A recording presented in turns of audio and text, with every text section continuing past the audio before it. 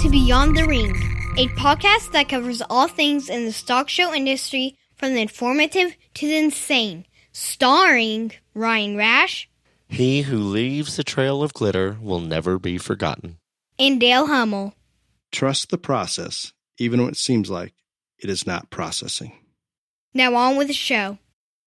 Welcome to Beyond the Ring. This is Dale Hummel, along with co-star Ryan Rash. Hello, hello, hello. Ryan, I've had a great week. I hope Okay, yours has been equal. Stop. Okay. From the time I quit speaking, I am giving you 5 minutes to get all your fossil finding, dino hunting, UFO trespassing, alien jargon phenomenon out of the way, because I know that's what you've been doing for the last God knows how many hours and days. You've sent me 900 pictures that I don't care about or understand. And I want you to know, sir, that the only reason I am allowing you to share this experience with our listeners, who I'm sure will not be that interested, is because I love my boy Chase dearly, who you have trotted off to all these things. And Dylan, God love him, he's your firstborn. We know he has suffered enough. So, please, get it out. What I've tried to do for you by sending you pictures of fossil excavating digs and dinosaur digs and all these, I'm trying to broaden your horizons just a little bit, just to get you out of the show ring for a little while. And a balance, maybe that's what we should talk about, is balance. So no, I'm in Utah currently. I've been on a fossil dig sites the last 2 or 3 days, and into national parks in Wyoming and Utah with my two sons, Dylan and Chase. And this is kind of a trip that Chase really likes. I believe last year we talked a little bit about Shark Hill out in California with some fossil digs for shark teeth, but this has been good. Two dig sites, highly recommend. American Fossil in Kemmer, Wyoming. Lots of cool fish and limestone. Keep everything that you find under 100,000. You dig Delta, Utah. What did you just say? You can keep all your fossils you find there, but if you get one that's valued at 100,000, they keep it, sell it, give you half the money. How does one find a fossil worth $100,000? I think it's really they have these monster boulders that they set in place, and you can buy what's called a private dig. And you go through there and you just take out a ½ inch at a time of these layers of limestone. And when it pops up, there it is. If you have a 3-toed horse or a certain turtle or certain things, we found mostly fish that are valued more at 50 or $100 versus 100,000. But yeah, we did not find one of those, and it's not very common, but it does happen. Sweet mother of Moses. Continue on. From Wyoming, we go down into Delta, Utah for trilobite at the U-Dig site. And these are the two better sites I could find online in the entire country that allows you to go in on your own and actually keep the fossils you find. And not stupid expensive, but not dirt cheap either. From there to Dinosaur National Monument, where we have this wall from the Jurassic period. Every dinosaur bone you could ever imagine, about a wall that's probably 30 yards tall by 80 yards wide, and they still left all the bones in the wall.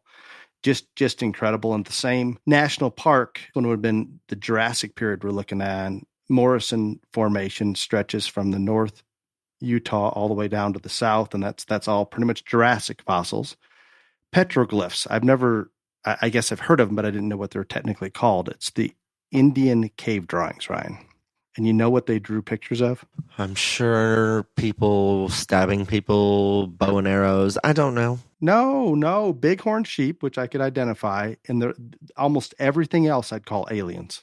Oh, that's good. I'm sure that they're drawing aliens. I can't come up with anything else. Okay. Speaking of that, some of our listeners may have heard of Stillwater Ranch. I was not familiar with it, but this is where you almost got arrested, correct? This is they have a TV show. I believe it's on Discovery or History Channel now. I'm not sure which, but this Skinwalker Ranch is in private hands right now, but it's the UFO epicenter. Chase says it's all a scam. It's all made up. Dylan says he thinks there's something to it, but where a lot of cattle were demolished or killed and disassembled, supposedly UFOs did this, and they've been researching this place for a long time. We try to go there, and we pull up to this dead end road, and we get out, and there's signs, do not enter, no trespassing, cameras. And you did it anyway. Chase stays in the car. He's not getting out. He's out of this. Because Chase is very smart.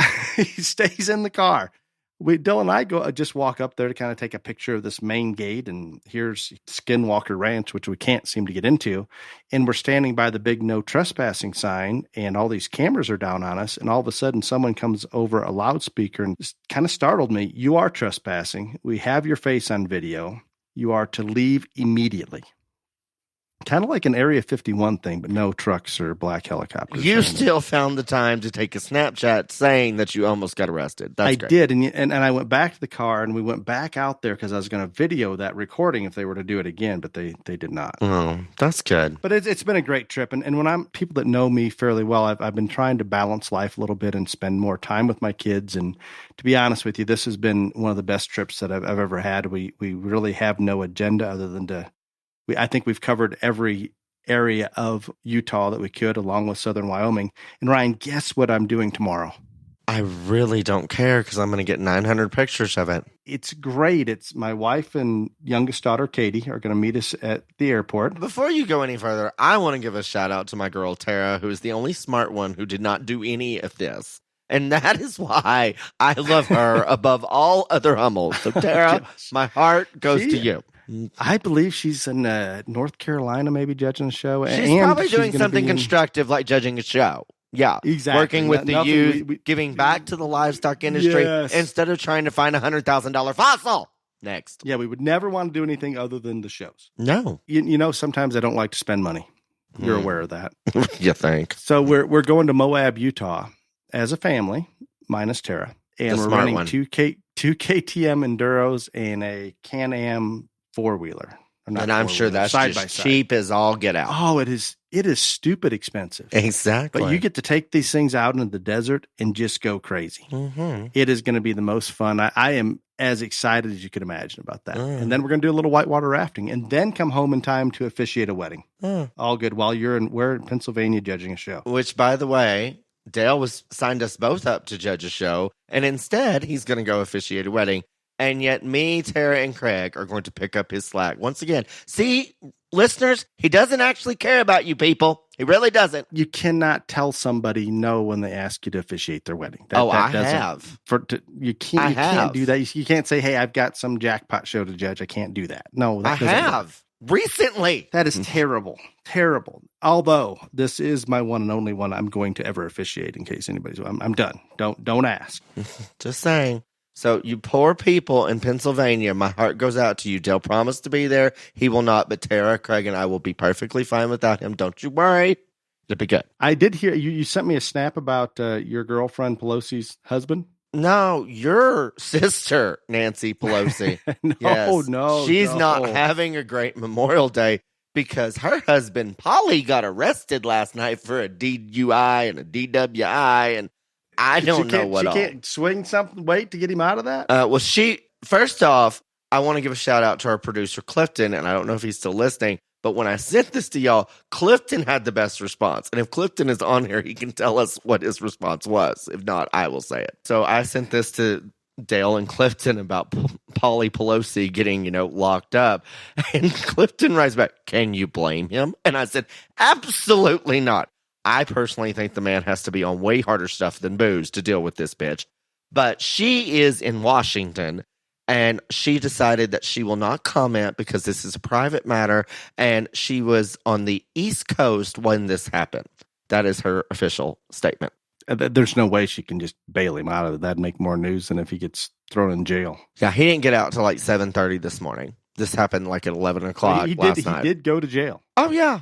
Mugshots and all. That is great. Yeah, he got booked at like 4:13. I think he was out at 7:36. $5,000 bail. I've had zero service at the dig sites and national parks. So what else is going on in the world? Well, that was kind of the funniest highlight. So the war in Ukraine is surging and raging. I think Putin... It's not over. No, Putin is winning again. He took some city that starts with an L, and I can't remember, but it's a big deal because the railroad there or something. I don't know. I didn't pay that much attention because we're on almost 100 days of this, but he definitely has gained some ground this past week.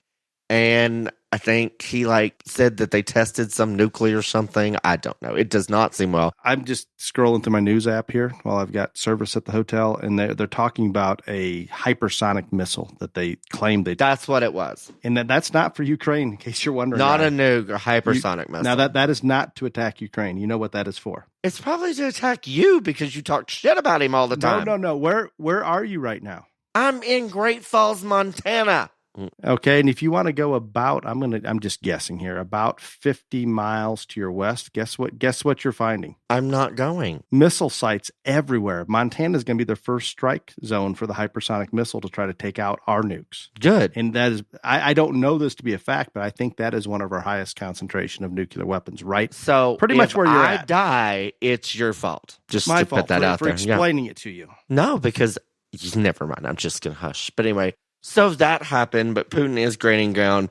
All of y'all's buddy, the president of Ukraine, Zelensky or whatever, he's crying and all this other stuff. And it's not looking good for him, but I still... What are they doing with the $40 billion we gave them? Evidently not enough because they're not winning right now. So, I mean, they're not doing enough. And this happened before I left for the trip, but the shooting in Uvalde, and I know people down there. And that is a tragic deal. And of course, I'm from Texas, and it's touched the whole country and the whole world. But to those of us in Texas that have dealt with it on a more personal level, tragic thing. And I think the stories that are coming out of it, like the off-duty Border Patrol officer that was at the barber shop, and his wife was the teacher, and his daughter was going to school there, and she called him.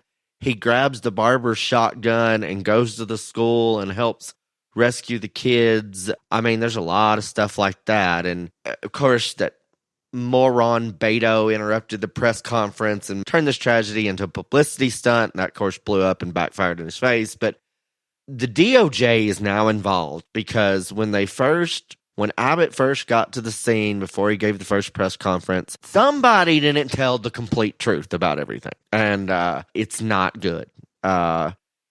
They could have saved a lot more lives. There was an hour that went by that they did nothing while children were, in there bleeding and dying. And I don't know who dropped the ball and who didn't tell the truth, but it's not a good situation. And I have seen nothing in the last 2 or 3 days on it, Ryan, but before I left, the lieutenant governor had made a statement that lives were lost because of Uvalde police did not go in there immediately. That was coming from the lieutenant governor. They didn't treat it as an active shooter situation. And I again, some of these stories that the kids that survived, and there are 911 calls of kids calling while the shots are still going on saying, help me, help me. And again, I am a big believer in law enforcement, and I think those people put their lives on the line every day to save us and serve the communities and all this stuff. So I'm not bashing them at all because I do not know where it went wrong, but something did go wrong here. And again, I think it's going to be messy, and it's not a good look for anybody. But I want people to remember when, you talk about this and think about this and stuff like that, that there is no institution or organization that is perfect and mistakes happen.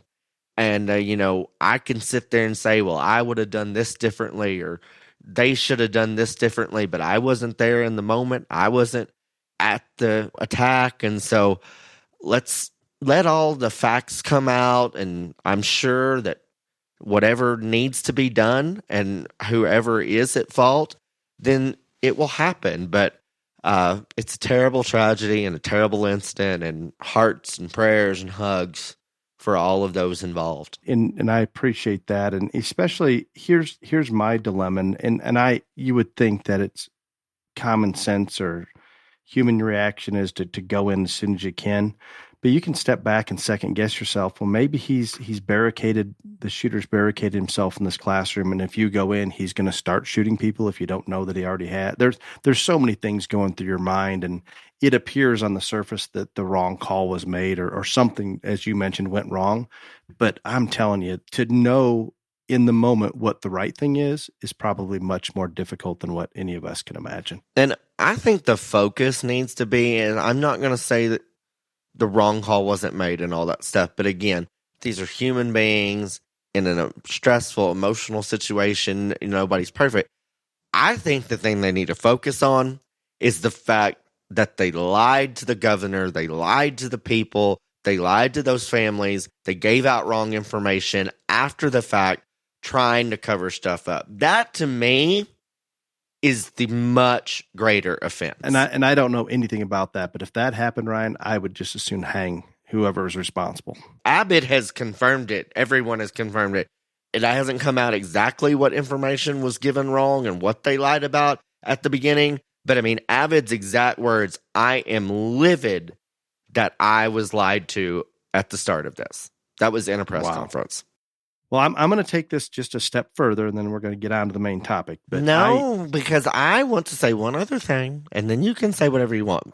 Let's stay with this topic. I do not own a gun. Okay? I don't. And I don't have, Daddy James has an arsenal. Daddy Laddie has an arsenal. I think Dale has like nuclear missiles at his place. But I don't care. I do not own a gun. I think it is everyone's right to be able to defend themselves, all this good stuff.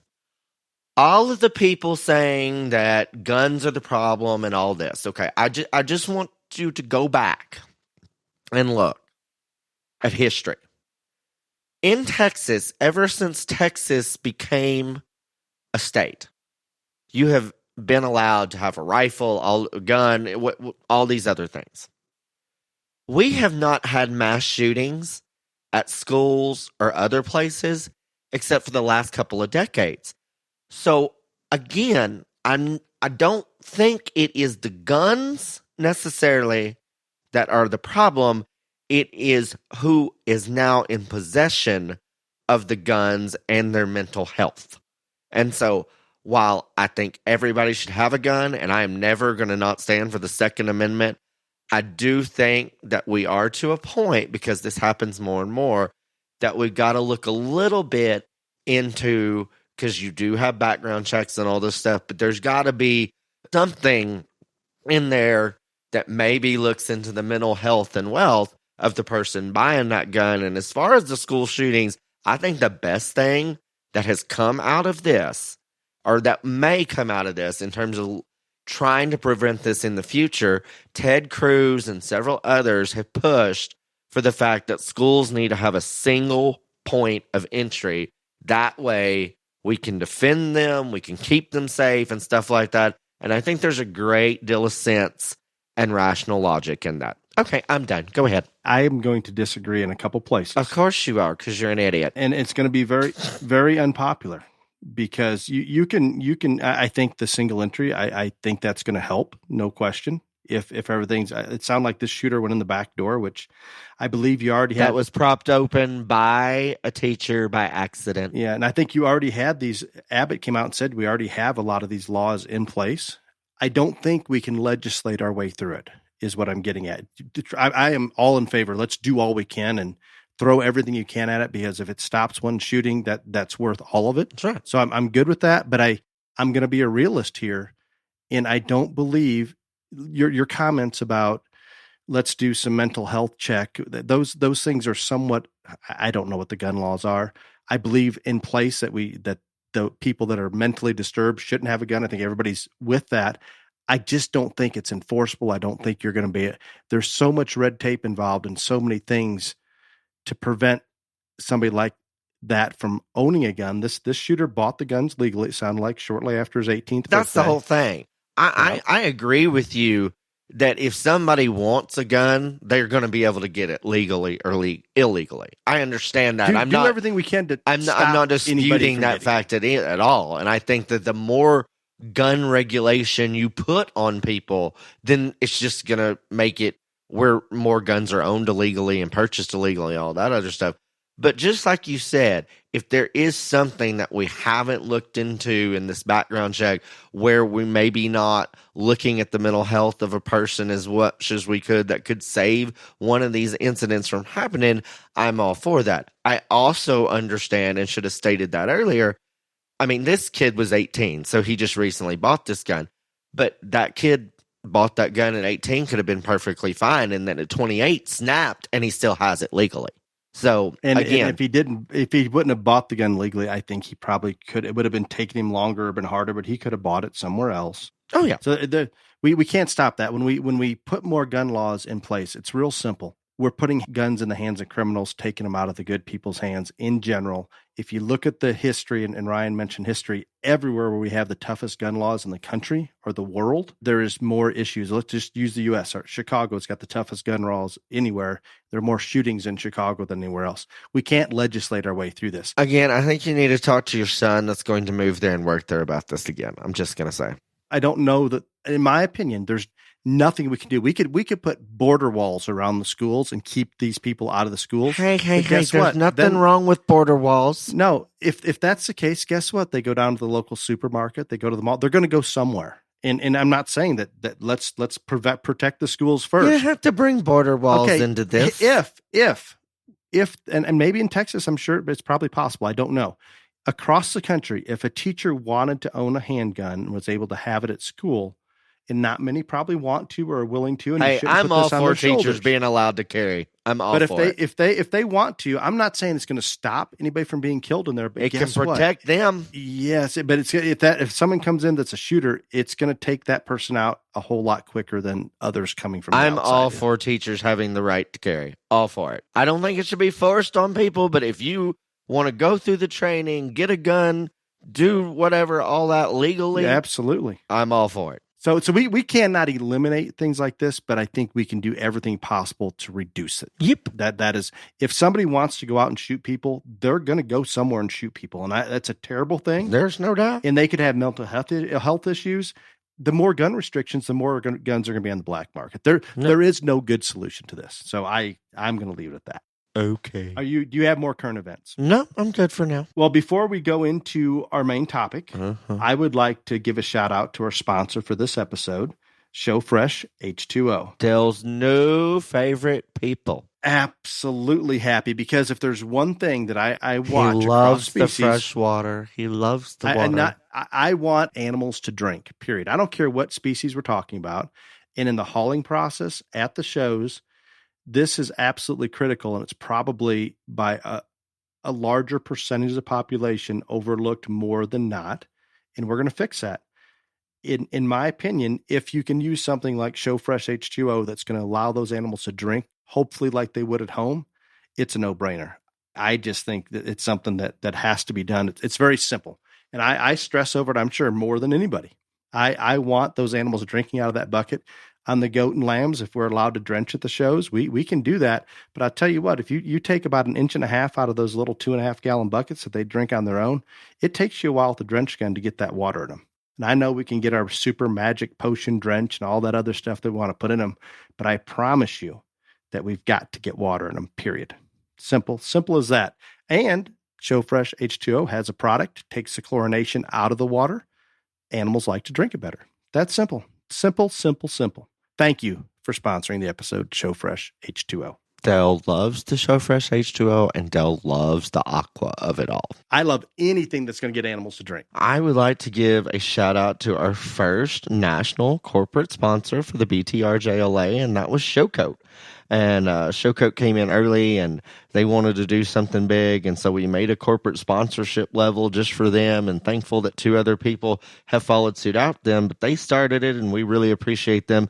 Showcoat has been champion approved for years. Showcoat manufactures the best award-winning livestock grooming products for show cattle, goats, horses, sheep, and swine. No matter where you are in the country, no matter what species you have in the barn, if you are looking for the winning edge, the advanced shag strategy developed by Showcoat Solutions will change your hair growing routine overnight.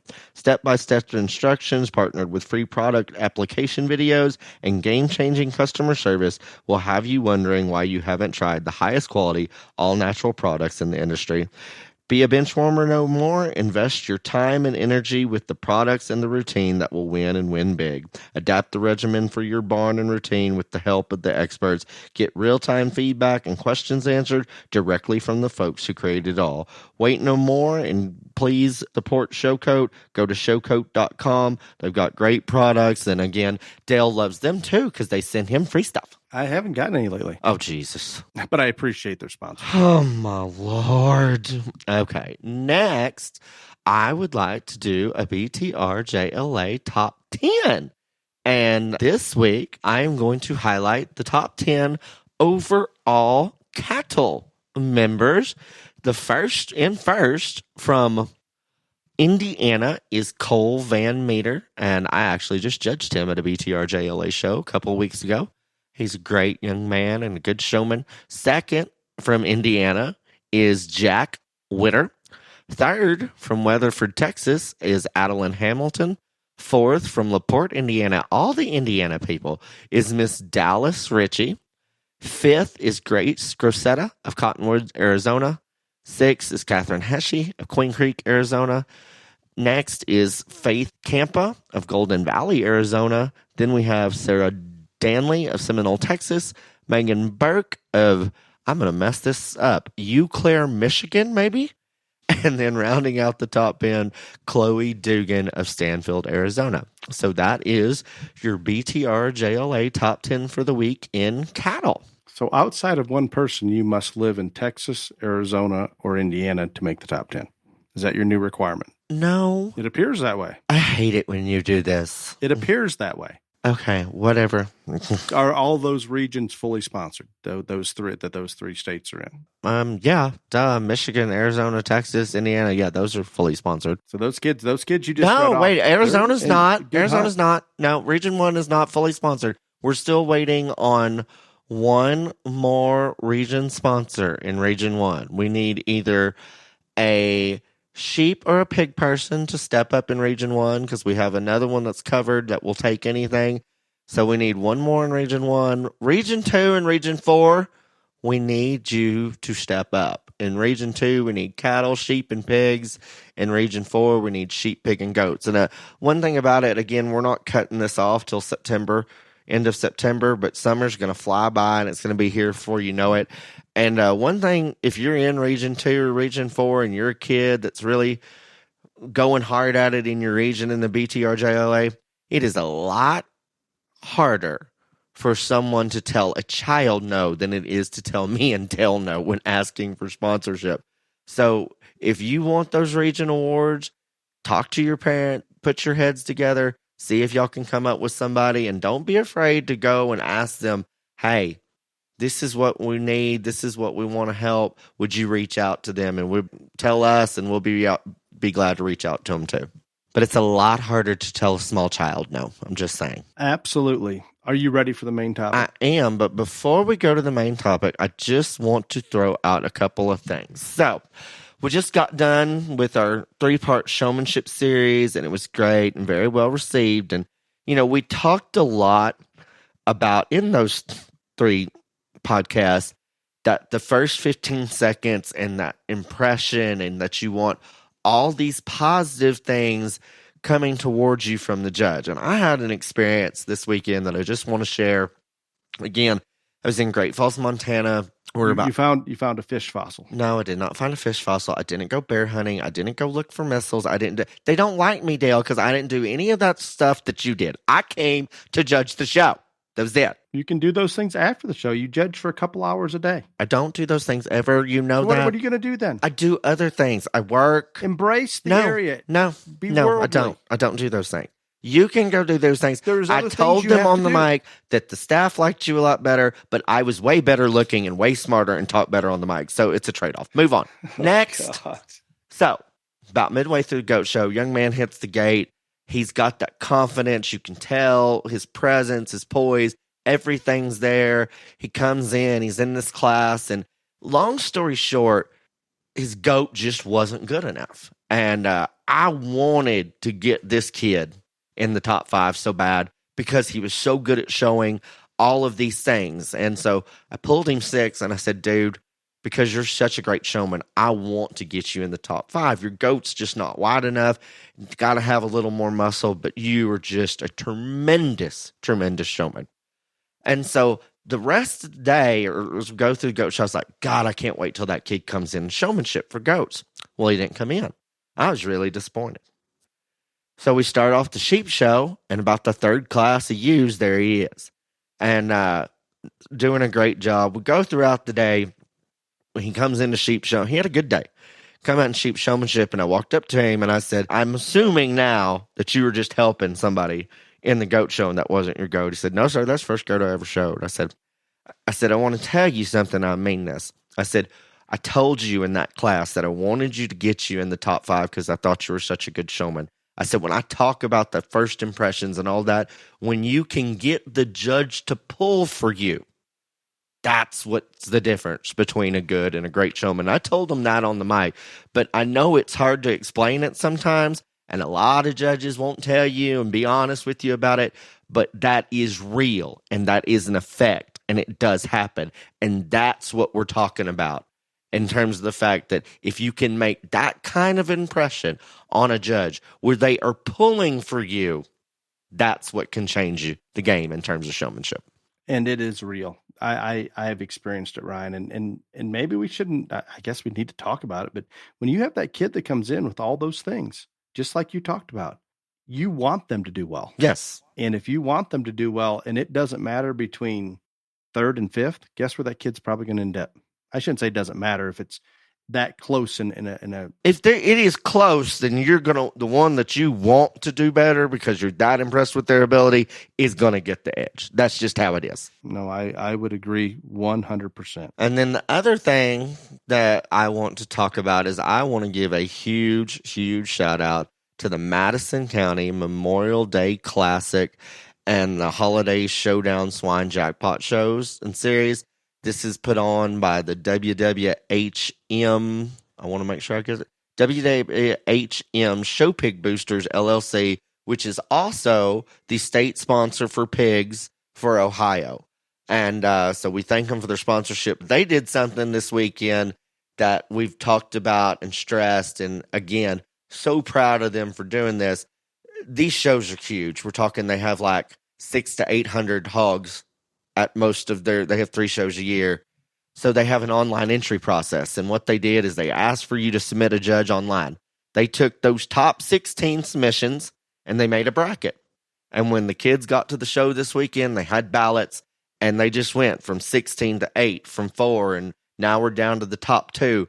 But they let those kids vote on who will judge that show next year. And I think the coolest thing about the way they did it is because you got to vote multiple times. So if your first judge got kicked out, didn't make it to the top 8, you can re-rack and re-vote. And so, again, I think the world of them for doing this. I think this is a great idea, and I hope more and more shows follow suit and follow by their example, because that is what needs to happen. And I talked to Brad that runs that show. I texted him and thanked him for doing this, and he said, I just don't see how we've made it this long in this industry without the kids and the families getting a vote.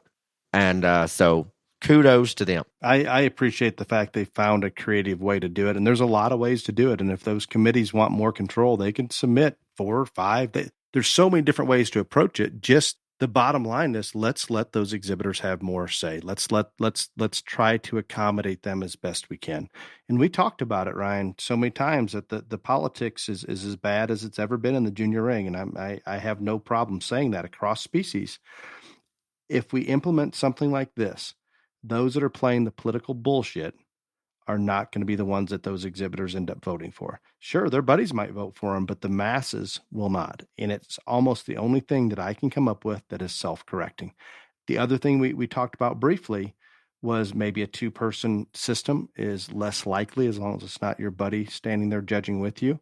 There's a lot of things that we can do better. And I think the fact that they jumped in there and did this, and I want to reemphasize, I believe it's critical for all those show managers out there listening, not to be a Facebook popularity poll or some social media crap, but rather the actual exhibitors voting on that, whether it's on a way card or I believe, Ryan, I don't remember how they implement, I think, on their entry cards. They I had don't this remember how this they- show had an online entry, and so they submitted a judge's name along There we with go. their online entry, and then they took the top 16 vote getters, and the kids voted at the show in a bracket. So it was only the exhibitors that had input, period. Yes. And that is great. That is a really, really good way to go about it. I am thrilled that they reached out. I hope there's more shows that are doing this. I did have a brief meeting with Arizona National probably a month or so ago and discussed some of these things, and I think they're jumping on board. And I just want to encourage as many shows to jump on board with this as possible. I think it's going to make it more popular. And I believe that families, show exhibitors are going to vote on what shows they want to go to by what input they have, by whether they show up at your show or they go down the road to somewhere else. And there you go. It's time. This was not my topic. Imagine that. Glitter slap. And Ryan, I'm aware of the glitter slap. I have not. Maybe I'm. I don't believe I've ever. You were witnessed one in standing there in Phoenix when the first one happened. You Nimrod. Oh gosh, yes. That was a long time ago. That was before I even knew it was coming. Nobody knew it was coming except one person. Yeah, that would have been the only. Maybe there's another. I don't believe there's another one. That No, I I've been think to. that's the only one you were at. Indiana. Did you get the steers? Yeah, maybe in Indiana. No. I think I was No. there for that one. No glitter No, there. that was before Phoenix. Got it. So no glitter. That steer was pretty good though. Yes, he was. Well, Ryan, I'm gonna let you go a lot of dry. I think the reason that I assume you wanted to bring this up is to better explain because you get a lot of questions about it. I do. I get a lot of questions and I get a lot of comments. I get questions about it. And so I thought the best way to handle it is have a podcast topic about it. And it probably won't be the longest or the most informative one in the history of the world, but again, maybe a fun topic. And so Would you like me to tell them how I respond when they ask me questions about your glitter slap? go right ahead. I just explain he's crazy and I really don't know. That's it. There you go. And that's Dale's, That way everybody that's Dale's answer for everything, that I'm crazy and yet I'm not the one spending thousands and thousands of dollars of digging up fossils and going to wreck some thing in a desert. But, you know, right. that's called balance. Balance. Right. So I'm the crazy Exploring one, yourself but outside of one little bubble. that's it. But go glitter slap, go. The thing about it is I have always been one when I was a kid and when I started judging, I just always thought that getting the slap was the coolest thing. And I'll be honest, I don't like weak slaps. I think that if you're going to do it, you need to do it wholeheartedly and stuff like that. And a funny story, before there was ever a glitter slap, the fact that I do go so hard at slapping two quick stories. One Dale was at, he may not remember it, but he was at it. The second year I judged the Illinois Beef Expo, I judged steers. And I slapped the calf so hard that it ran off and the little girl's belt fell to the ground. I'll never forget that. So she's trying to pick up her belt and the steer ran off anyway. So yeah, I get pretty excited. And then there was one time here recently that I was judging the State Hereford show in Texas. And I went to slap that heifer, and the heifer started going fast because she saw me coming or whatever. And the young lady tripped and kind of fell over. She didn't get stepped on or nothing, but she just fell to the ground. And so I looked over, and I know the girl her whole life. I said, "Honey, are you okay?" And she said, "Yes." I said, "Then get your ass up." And I pulled her up, and we caught the heifer and moved on. But yeah, so I'm a big thing on big dramatic slaps. But I'm one of those people that I always think way far in advance. And when I have goals, I think if I put something in my mind, you know, if I get to this point, then this is what I want to do, or this is what I want to wear. This is, you know, those are the things that drive me to continue to strive for success and do things like that. And so I always said to myself, even back when, before I came out and stuff like that, I said, if I ever get to judge a major show, I want to do something different when I slap them. And so I had a very long time to think about this. And one day it just came to me. I said, if that ever happens, I'm just going to pull some glitter out of my pocket and slap as hard as I can. And glitter's just going to go all over that animal. And I'm sure if I would have told anybody this ever in my life, they would have been like, that is absolutely the most absurd idea ever. Don't you ever do it. My mother would have literally lost, her head would have rotated around like the Exorcist movie God knows what happened. I'm sure. Dale, what would you have done if I would have told you that's what I was going to do? I would not have responded. Probably you wouldn't listen anyway. You would not have advised it. No, I don't know. Your mother had to have known you were going to do it at Phoenix, I assume. No, she did not. One person in the Really? world knew. Callie Ellis. Callie was aware. Callie was the only person that And knew. she did not try to stop. Oh no, she thought it was great. Like I said, if I would have told people, this is what I'm going to do one day, I probably would have got so much negative feedback that I probably would have never done it. But that was always in my mind. That is what I was going to do. And so I judged the open show at Phoenix the first year, and I like judging open shows. I'd like to do more of them, in fact. But to be honest with you, I just think that there's something special about working with the kids and the juniors and stuff like that. And so I wasn't sure. They told me they were going to ask me back to do the junior steers and heifers, but I wasn't positive, wasn't sure. You never know. I mean, be honest with you, I've had signed, notarized contracts from state fairs and the biggest jackpot shows in the country and, whatever. And for one reason or another, they've been broken before. And so, again, I'm one of those people that until I get there on location, I've always got a little bit of skepticism because those things have happened to me before. Maybe this won't come through, but it did get to Phoenix the second year, and so we went on through the deal, and we got to that grand drive, and they have a big production where it all, they do all the market species one after the other. And like I said, I had only told Callie. And so we get to the parking lot, and she's like, how's this going to work? And I said, what do you mean, how's this going to work? She's like, well, where are you going to put it? And I said, I'm fixing to get out of this car, and I'm going to put in my right pocket, I'm going to fill it full of glitter. And I said, I'm not going to touch my right pocket till I get off the mic, and then I'm going to reach into it, and I'm going to grab a big old handful, and I'm going to go slap that calf. And she said, oh my God, your mother is just literally going to flip out and fall down. And she's like, sure, he's going to be the most angry. I was like, well, that's okay. And so Callie was excited, and I told her, I said, so when I get out there, I said, don't say anything till I get out there and start looking at them. Make sure you tell the photographers so somebody gets a picture of this.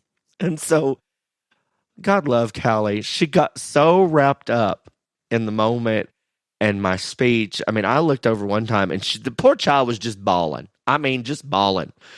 And so she forgot to tell the photographers about it. But thankfully, I mean, they didn't get a great shot, but they did get some shots of it. And I tell you what, I'll never forget it. Nobody knew what had happened. They were like, what the hell? And then, of course, there's glitter all over the floor. There's glitter all over this yellow KF, all this stuff. And it started blowing up. And I didn't know if it would be well received or not, but I didn't care because, as we all know, I do things my way, and I don't really care what most people think. I won't say the term I normally say, the zero, whatever. I just do me. But needless to say, it was something that people thought were very, very cool, even though Dale still doesn't think it's cool. No, I'm not opposed to it. I think it's misunderstood because I believe there are still a lot of exhibitors and show managers out there that assume you're going to do a glitter slap at their county show or their jackpot show. And oh yeah, I believe as you've indicated to me, it's only those elites that get it. But that goes against what you were talking about at Phoenix. Did you have a break between the grand drive or between the show and the grand drive at Phoenix? Obviously you did. Yeah, we got done with the steer you show. Knew the quality of the animal. I mean, you were pretty much planning on doing it, assuming there's going to be that good a one there, which obviously. Well, it's a major show, Dale. If I any major show I judge, there's going to be a glitter slap. Yeah. I mean, there are some, but they're not guaranteeing that all the county fair or jackpot show champions in the world are not getting a glitter slap. They're perfectly eligible to. I guess that's probably need to go into that. I do think that people are a little confused on things, but yeah, Phoenix was the first one, and that's a major show. And again, I haven't got to do many major shows. Got to do Cattlemen's Congress this last year. There was some glitter there, and I will tell you that if I am asked to do a major show, there's 99.9999999 repeatedly chance that the champion's going to get slapped with glitter. And I'd say the same thing for a state fair. Those are big, important moments. Those are shows that everyone strives to win. And normally the quality and the caliber of animals are there for it. And so, again, I'm not going to set anything in stone. But, yeah, I'd say most major shows or state fairs, that's real good chance that it's going to go down. And I have slap glitter on every species of animal. I hear people all the time say, well, you've never done a pig, or you've never done a sheep, or you've never done a goat. No, I've done them all multiple times. It's not just reserved for cattle. And again, after, it is about an animal that just literally knocks the breath out of me, takes my breath away, makes you go weak in the knees, those things there. And it has happened at jackpot shows. It has happened at county fairs. It has happened, at regional shows and district shows. It's happened at every level of competition. But it is not going to happen at every single show.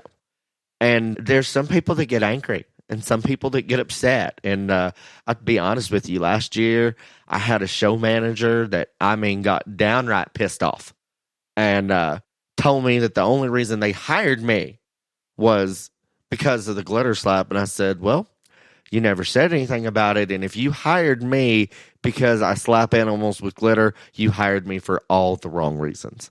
And so that's not part of it. I think it is something that's very cool and very unique. But I think the reason that it is cool and it is unique and it is so wanted by exhibitors is because it's not every single show I judge. It doesn't happen every time. It is the anticipation. Will it happen today? Can it happen today? Is it going to happen today? Who's going to get it? All those other things. The elusiveness of it and not knowing when it's going to happen next, that's what makes it cool to me. And I think most are now going to understand it better.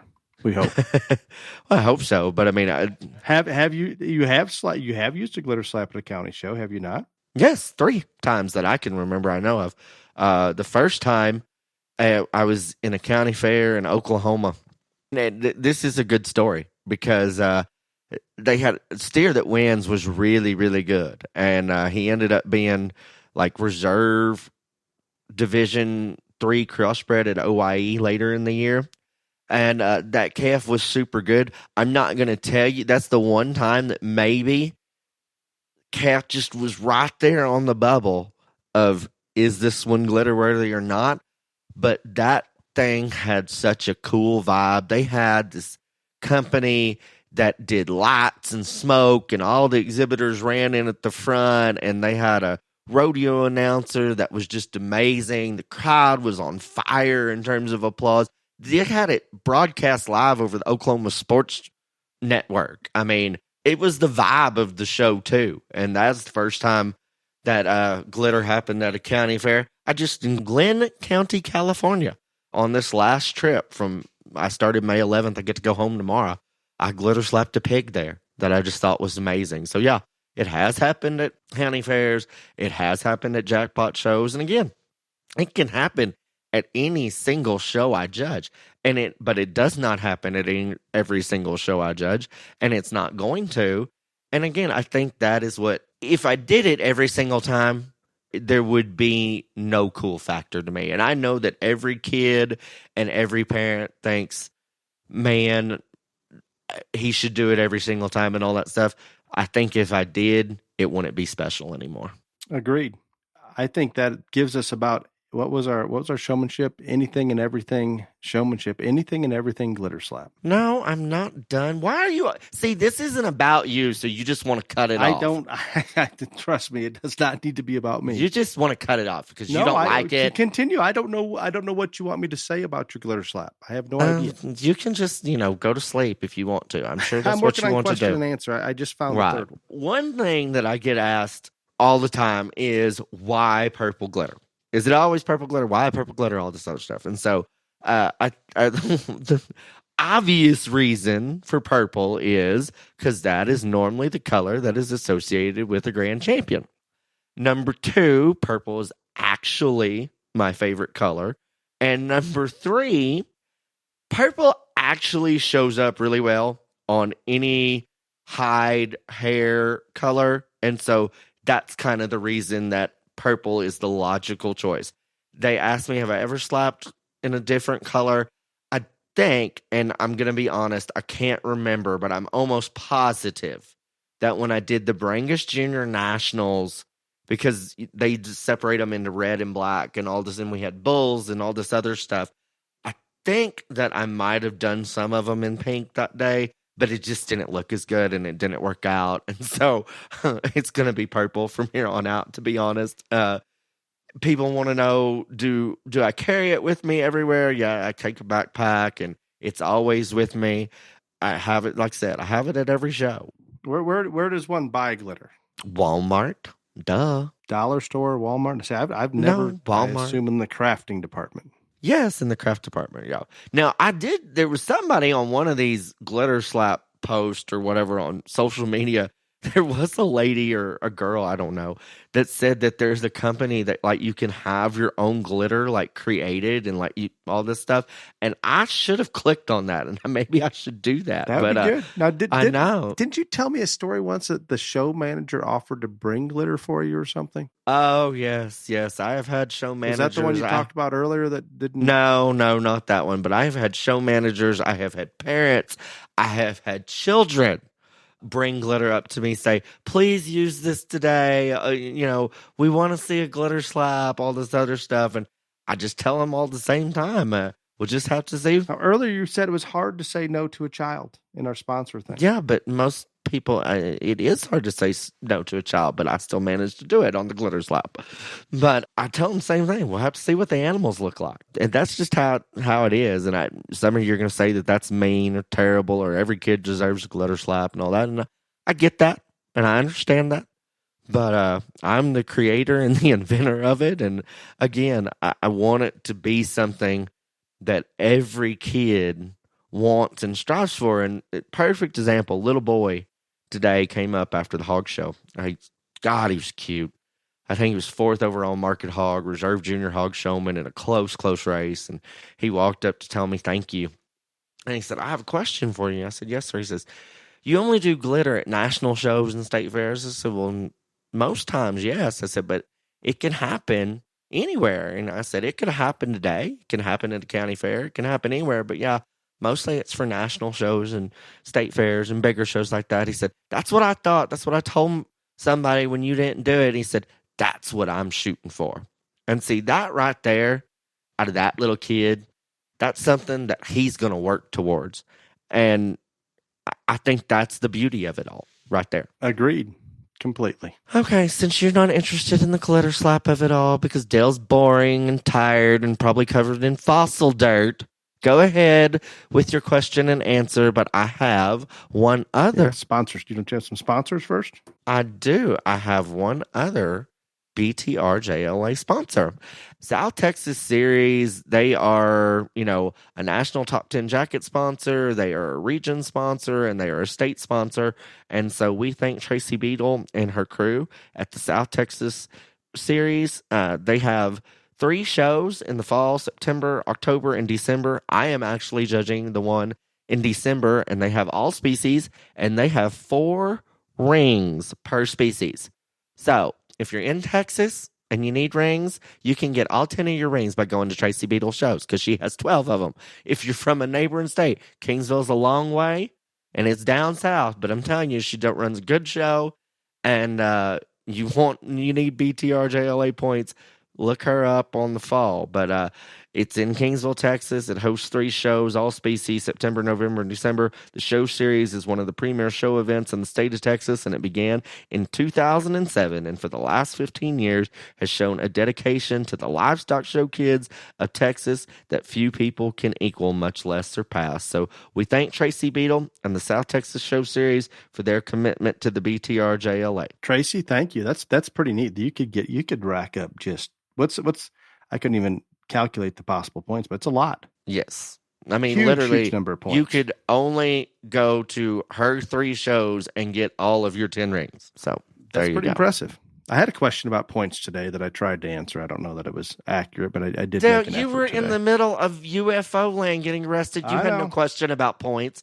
Why do you just lie to these people? I had a question about points that I attempted to answer when I got back into service, Mm-hmm. but I don't. I basically explained it was on the exhibitor, and the best animal they had at that show was going to be the one that counted for points. Even if you had a dozen of them there, only your best animal's points. Just your top one. That is correct. So I Good did. job, Dale. I did get a Snapchat here that saved my ass on question and answer. So I only had 2 of them, and of the 2, I think we've already kind of answered one. But we're gonna throw it in there because it was a question.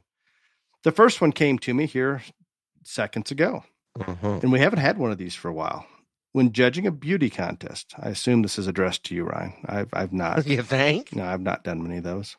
I've attended a couple county fair beauty contests that'd be about the closest. Do they evaluate similar to what we are familiar with? Question mark.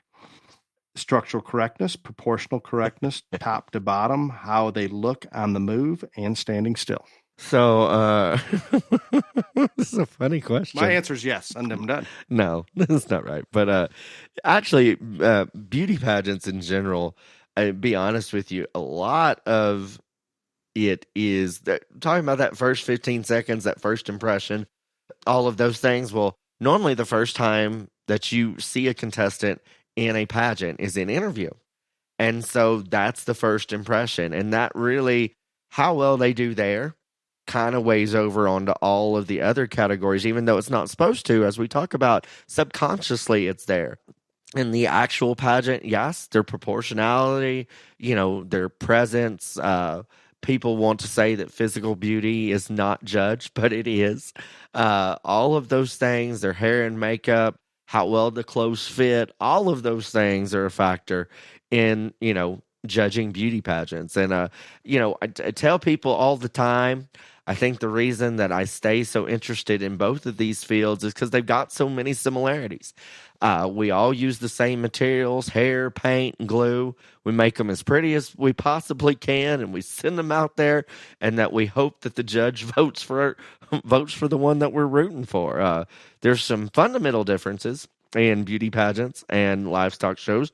Beauty pageants are climate controlled, and most times livestock don't talk back, and pageant queens do. But other than that, pretty similar. That's good. And you'd talked about it earlier, and it just this triggered something, man. That subconscious, and you talk about that first beauty pageant that comes out that really hits you strong with that interview or that look or whatever it may be, even though there's 5 more events yet to come. Mm-hmm. Just like when that first one, say the very first kid that walks in the ring in a cattle show hits you really hard, yet you've got 15 more to come. But that one that hit you hard, and if there's any way, and I don't know how to explain this or to really put it in words, but if you can make a personal connection with that judge, whether it's your personality, your mannerism, your professionalism, your intensity, your dress, all of those things, and maybe all those things put together, it is going to weigh in the subconscious, and you're going to be, this sounds terrible, you're going to be pulling for that kid a little bit because they've make a person, and anything in life, if you want to impress somebody, a job interview, a set of judging contest, oral reasons, a show, whatever it is, if you can make that personal connection with that authority, whoever that may be, you're way ahead of the game, period.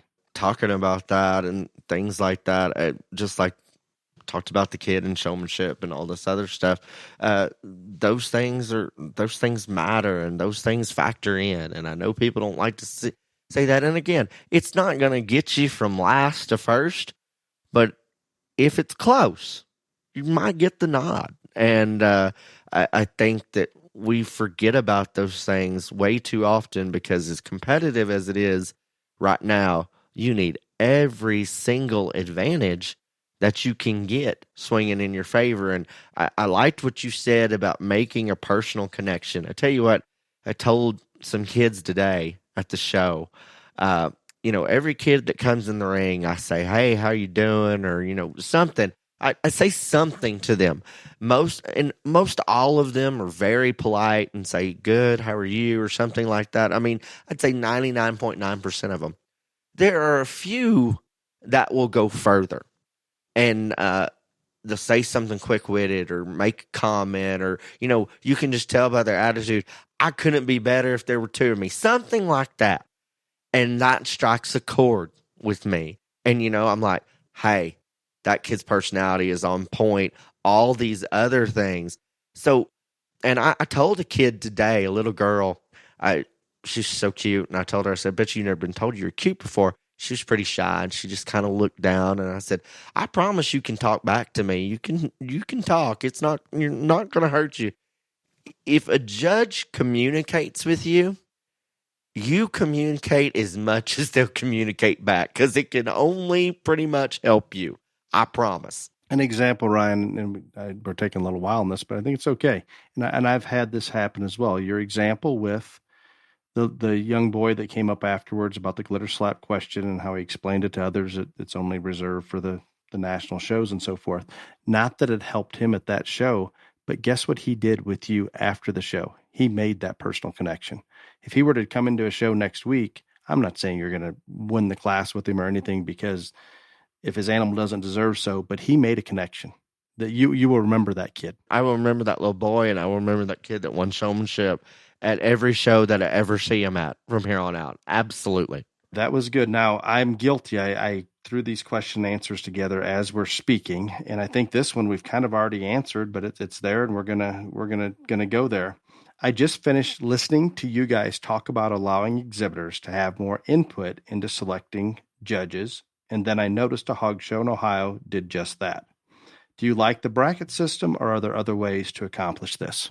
We kind of already went through it, but let's recap. I think that bracket system for that show, they have a 3-day show. It started Friday night, continued Saturday, and finishing today. I think that was a neat way to do it, because they have them there for 3 days. The kids get to vote multiple times. And I think the coolest thing about that system really is, if, like, there were some people, crazy people, that voted for you, Dale, in the round of 16, and you didn't advance. I don't know why, but anyhow, if they didn't. I have a pretty good idea. You get to vote first. You get to vote for multiple people, because it is a bracket system, so you get to vote for multiple judges. But when, say, if you voted for Dale and he didn't win out, then you can change your vote, and you can continue to tweak it. And so you get multiple chances and influence on the ones that finally get to do it. So I think that is a really, really neat. Kind of like a primary in our right. I think it is a really, just, they did it just like a basketball tournament draw bracket or anything like that. I think that is a really neat way to do it. If you have the kids there enough, a length of time where you can make sure that everybody gets a chance to vote, count those votes, print another ballot, all that stuff. They have a unique opportunity at that show to do it that way. So I think that's a great idea. I think any way you do it at all, whether it is put a list of 5 together and let the kids vote, which way you want to do it, as long as they have a say in it and it's transparent and accounted for, I'm all in.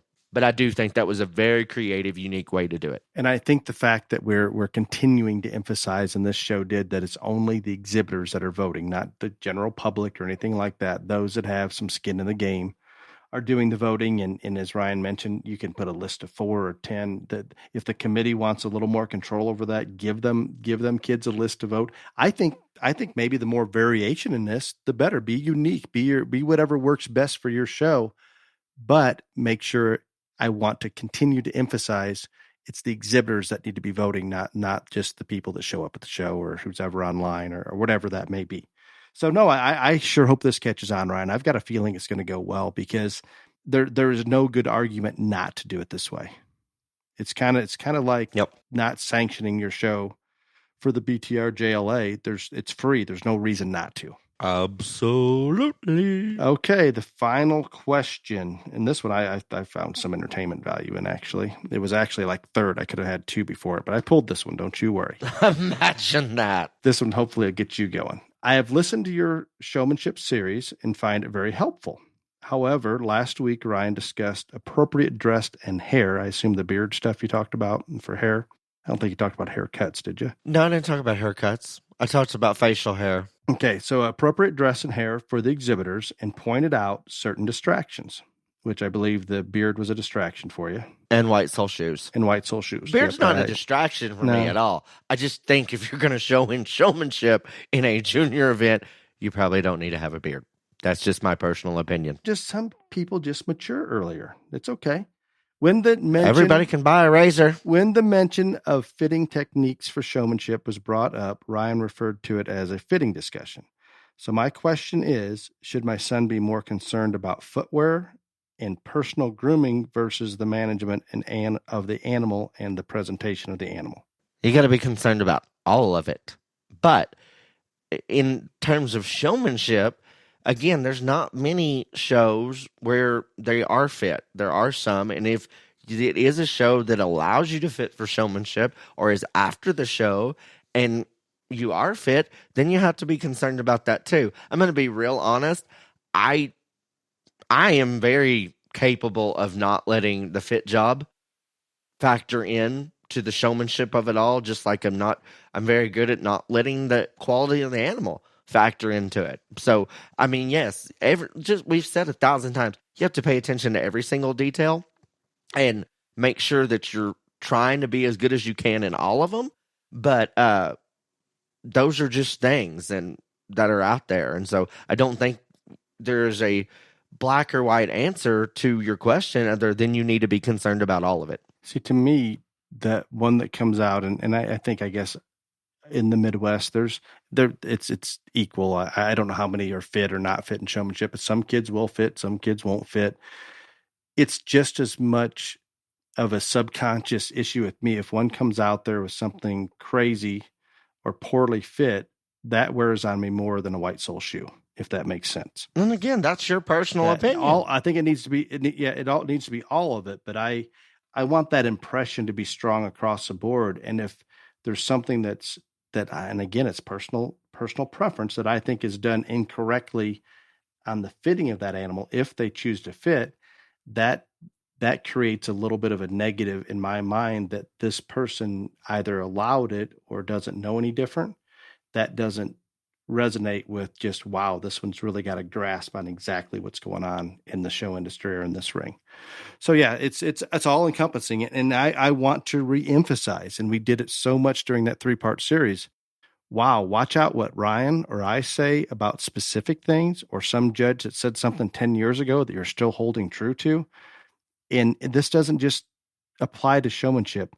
One of the biggest hurdles I think individuals and families within our stock show industry need to overcome is doing things for a purpose. Don't just do it because you saw somebody else. I'm not opposed to you watching the good showman or watching the good fitters or all those things and learning from them. But please, I had several comments, Ryan, about our scissored back legs and not worried about how wide they are when we're standing behind the cattle. Oh, Lord, I went off on that again today in showmanship. I had a lot of people comment me saying that those kids are told, my kid has been told by that jock or that fitter or that 4-H leader or whatever, that they're being told to do that, and they were opposed to it as well. They call it trendy. I call it. I think if that I cannot believe that people are actually telling them to do that. I didn't have any comments like that. I believe that I know you're not making it up, that you did. I'm just going to say that I believe that they are absolutely wrong in every. It is just beyond wrong. Maybe there's a judge out there that appreciates Ryan. We're very strong the other way. Maybe we're. I am the strongest, and I gave a lecture on it today, and I am going to continue to lecture on it because again. But I'm going to guess that majority of the kids came in and did that today.